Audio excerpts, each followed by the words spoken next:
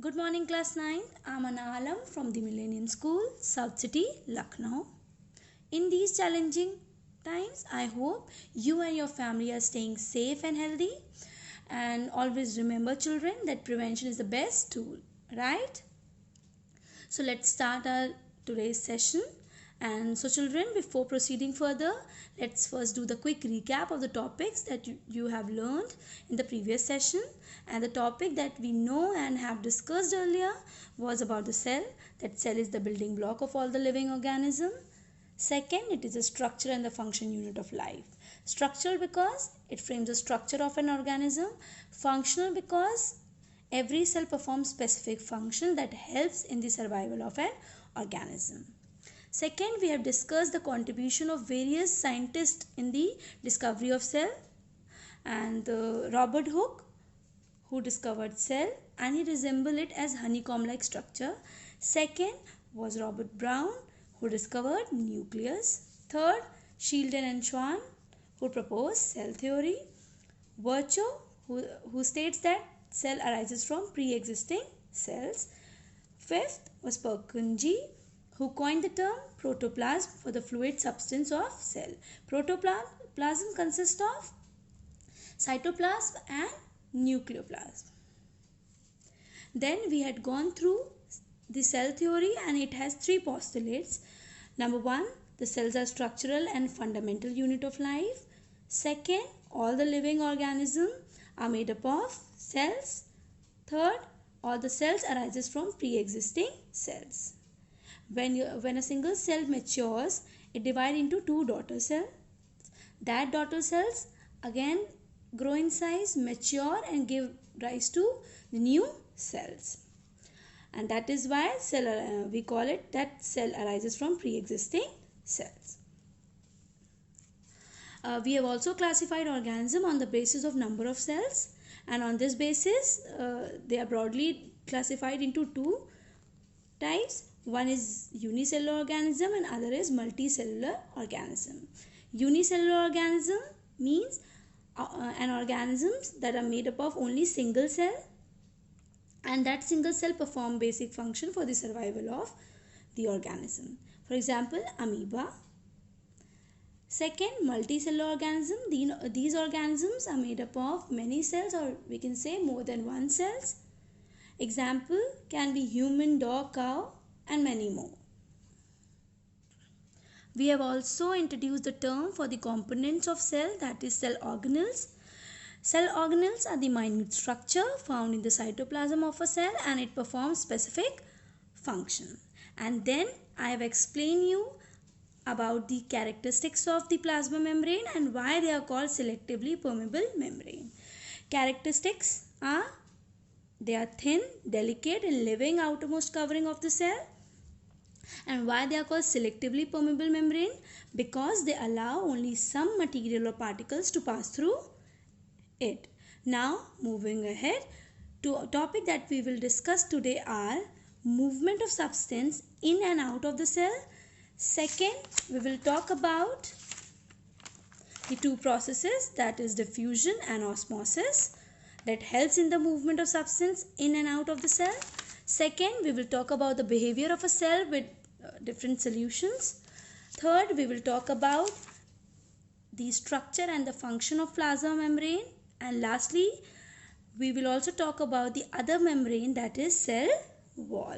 So children, let's start with the first topic, that is movement of substance in and out of the cell.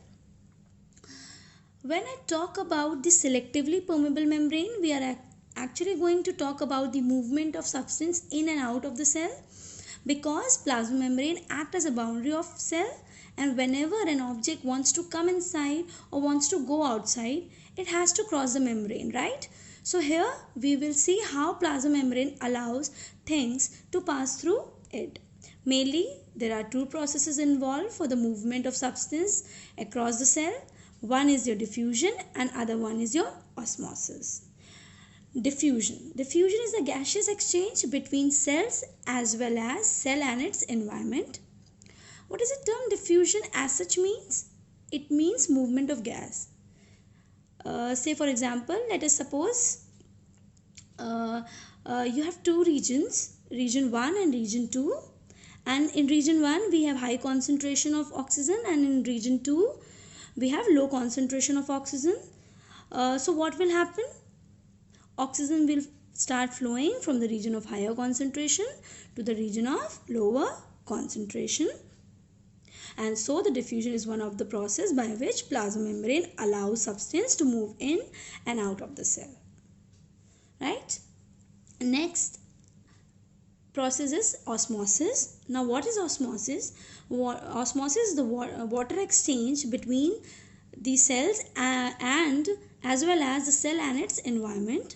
So the process remains the same, just that for gaseous exchange we use the term diffusion, and for water we use the term osmosis. Clear? So plasma membrane is a selectively permeable membrane. That means it will not always allow anything to move from any side to any side. It will only allow gases and water to move from the region of higher concentration to the region of lower concentration. So we will talk about it in little more detail. So let's talk about diffusion first. Diffusion, the movement of gases like carbon dioxide, oxygen from the region of higher concentration towards a region of lower one. So children, in context of cell we have two conditions in which these processes will take place. One is between the cell and second is between the cell and its environment. Now I am taking the example between the cell, and we now let's suppose we have two cells like cell 1 and cell 2. In cell 1 the concentration of oxygen is more, and in cell 2 the concentration of oxygen is less. Now your oxygen will move from the region of higher concentration to the region of lower concentration. Higher concentration means where we have more oxygen molecule, and lower concentration means where we have less oxygen molecules. Right? The next process is osmosis. In this, the movement of water take place from the region of higher concentration towards the region of lower one. Again, with this, in the second, we have two cells. In the second cell, we have more water molecule, and in the first one, we have less. So now, in this, the movement of water will take place from the second to towards the one.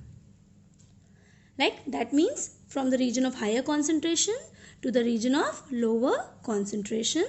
And one thing more that is very important, that your water molecule when moved from the region of higher concentration to the region of lower concentration, it moves through a membrane that is also known as cell membrane. This is very important. Please keep that in mind. I hope these two processes are clear to you. Let's move to the next topic, that is behavior of cell with different solution. So children, if we take an animal cell, dip it inside some liquid, so how does it behave? The behavior of cell changes if the types of liquid changes. Right? So let us first look at the behavior with hypotonic solution.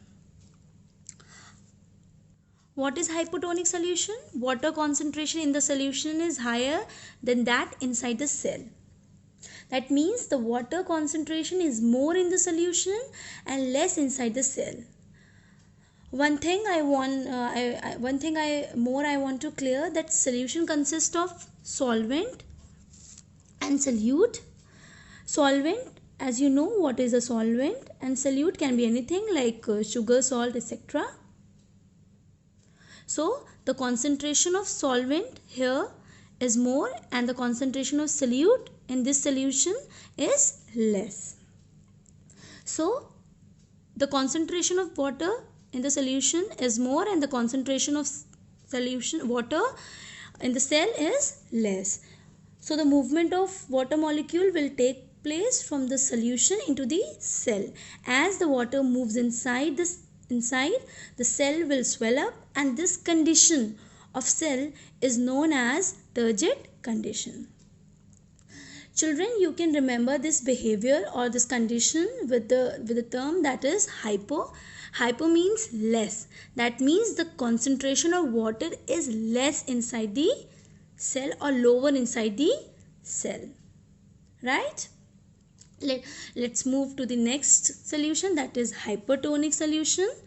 It's in this, water concentration in the solution is lesser than that inside the cell. It is just opposite to your hypotonic solution. In this, the water concentration in the solution is less and water concentration inside your cell is more. So the movement of water molecule will take place from the cell to the solution. As the water will move outside, the cell will shrink here. And this condition of cell is also known as flaccid condition. Right? You can also remember this with the term that is hyper. Hyper means the concentration of water inside the cell is high. Hyper means higher. That means the water concentration in the cell is higher. Correct? Then we move to the next solution, that is isotonic. Here the water concentration in the solution is same as that inside the cell. So inside the cell and outside the cell, the concentration will remain the same. So in this case, what will happen? Since there is no difference in the concentration, there will be no flow of water at all, right? Because osmosis take place only when there is a gradient in the concentration or whenever there is a difference in the concentration. So here there is no difference in the concentration, so the net result is that the water will not flow at all. Correct? So I hope this much is clear to you. Now moving to the third topic, that is the structure of plasma membrane. Your plasma membrane is made up of lipids and protein. Protein, so we all are aware of what is protein. You would most of the time seen your mom asking you to have lots of pulses because they have more protein, right? So you are aware of what proteins are. So now quickly talk about lipids.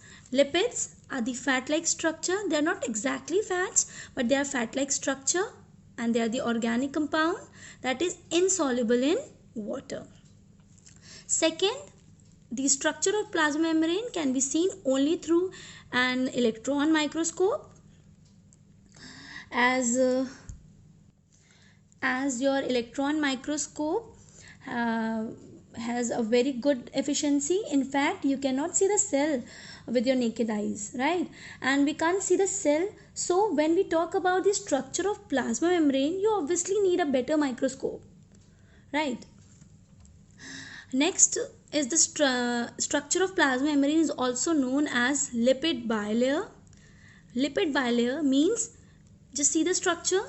Bilayer means two layers. That means lipid in the structure of plasma membrane, we have two lipid layers. One is upward and other one is downward. That is why we call it lipid bilayer structure. And your proteins are embedded in the continuous bilayer of lipid molecules like this. We don't have to study this in detail because you will study this in your higher classes. So let's move to the next one, that is the function of your plasma membrane. The first function, that is, it helps in the protection of cell. Protection of cell, obviously, I mean it is like, for example, I stay inside the room, I feel protected as I am surrounded by walls.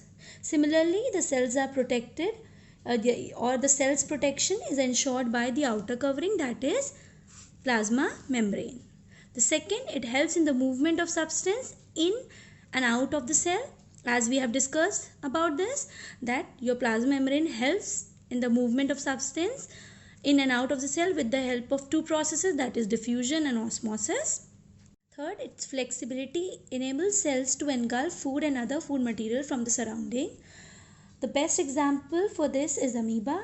Amoeba does not have a fixed shape, so the plasma membrane changes itself so accordingly that the shape of the amoeba also changes.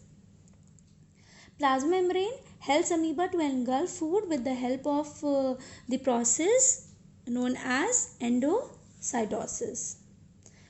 So what happens in this process?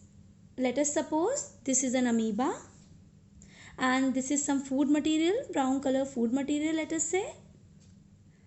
So now what happens? This amoeba will change its shape in this fashion.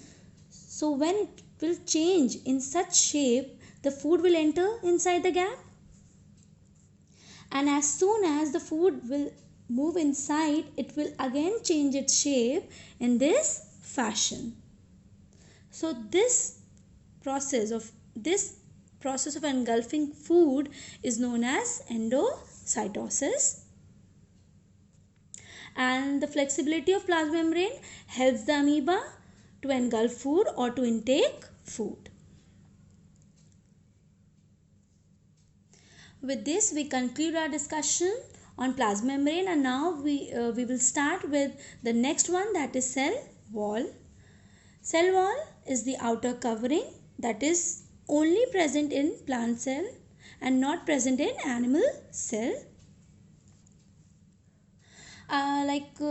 Like cell will generally have the same cell organelles, or more or less will have same structure or cell organelles, but there is a certain difference between plant cell and animal cell. More or less they are same, but there are few differences between them. So we will make a note of these differences at end of the lesson after completing all the cell organelles.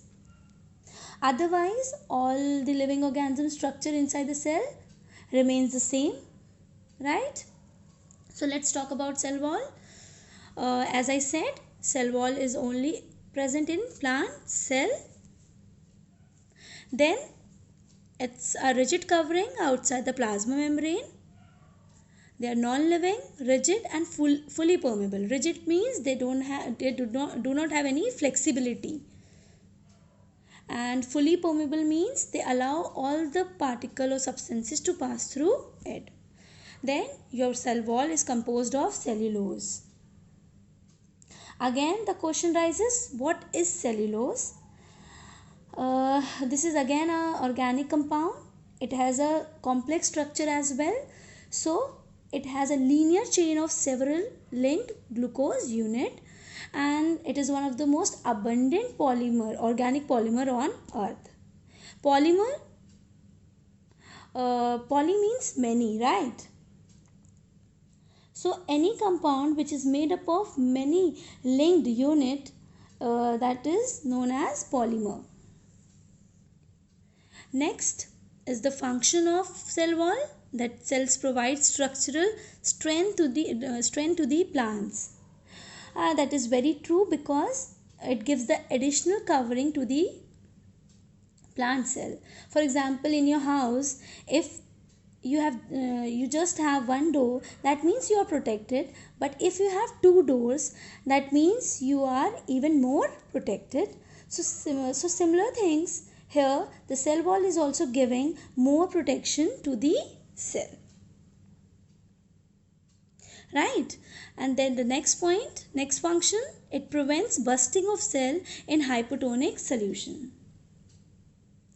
Hypotonic means the concentration of water inside the cell is less, and in the solution the concentration of water is more. So the movement of water will be inside the cell, and there might be a case where your cell can burst. So this plasma membrane prevent bursting of cell in hypotonic solution, right? I hope this much is clear to you. So with this I conclude the session, but before concluding the session, let's have a quick recap of what we have learned today. We have learned about the movement of substance in and out of the cell, and this can happen with the help of two processes, that is diffusion and osmosis. Diffusion is the gaseous exchange, and in osmosis, water exchange take place from the region of higher concentration to the region of lower concentration, right? Then we have learned about the behavior of a cell with different solution. Number one, the hypotonic solution. In this, the concentration of water is more in the solution and less inside the cell. That means your water will move inside the cell and your cell will get swell up. In hypotonic, the concentration of water is less in the solution and more inside the cell. That means your cell will lose the water and it will get shrink. Correct? Then we have studied about isotonic. In this, the concentration of water is same in the solution as well as inside the cell. Then we have discussed about the structure of plasma membrane, that they are made up of lipid and proteins. They can be seen only through an electron microscope, and the structure of plasma membrane is also known as lipid bilayer structure, as you can see. Then we have studied about the functions. That is, your plasma membrane helps in the movement of substance in and out of the cell. It also helps in the protection of the cell, and even its flexibility helps the amoeba to engulf food. Then we have learned about the cell wall. That cell wall is only present in the plant cell. They are rigid and they are non-living and they are fully permeable, unlike your plasma membrane, and they are made up of cellulose. Functions. They provide structural strength to the plant and even prevent bursting of cells in hypotonic solution. So children, please go through the notes, and in case of any doubt, feel free to message or call. Thank you and God bless you all.